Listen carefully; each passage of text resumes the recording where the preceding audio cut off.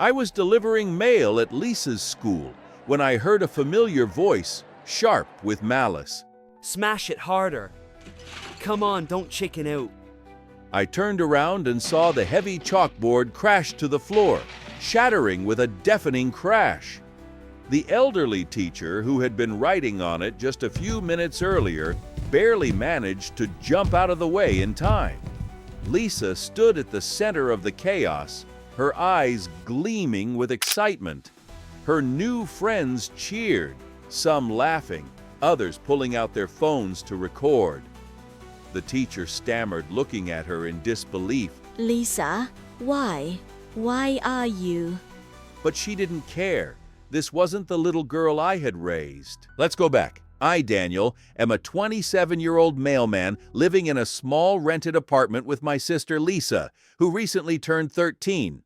After our parents died, my mom from cancer 2 years ago, my dad in a car accident, I was forced to take on the responsibility of raising her. Lisa had always been my joy, but adolescence and grief had changed her. She became withdrawn, irritable. Then came new friends. One day I was delivering mail at school when I heard an angry voice. Come on. I turned around and saw a heavy board crash to the floor. Lisa stood in the center of the chaos, her eyes sparkling with excitement, and her new friends were cheering and filming on their phones. The teacher, stuttering, looked at her with disbelief. Lisa, why? Why are you? But she didn't care. I waited for her to come home. As soon as she walked in, I silently took her phone. What the hell are you doing? She screamed, trying to snatch it back, checking who you were talking to. You have no rights. But I'd already seen it all. The cruel messages, the vandalism videos, the teachers and students who were mercilessly bullied. Lisa looked at me defiantly. You think you're a hero? Controlling my life because you don't have one? Her words hurt more than I expected. She was right about one thing. I had no friends, no time for anything but work and survival. But that wasn't about me.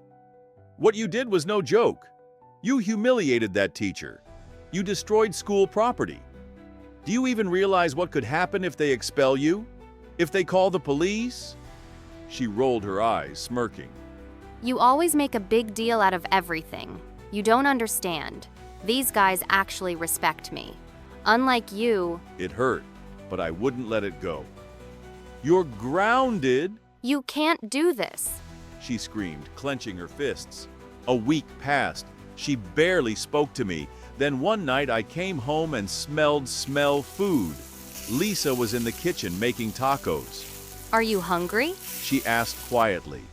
I nodded, sitting up carefully. She placed a plate in front of me. We ate in silence, but then she spoke in a quiet voice. I think you were right. These guys aren't that great. You have to figure out who you trust. She nodded. It was a step toward reconciliation.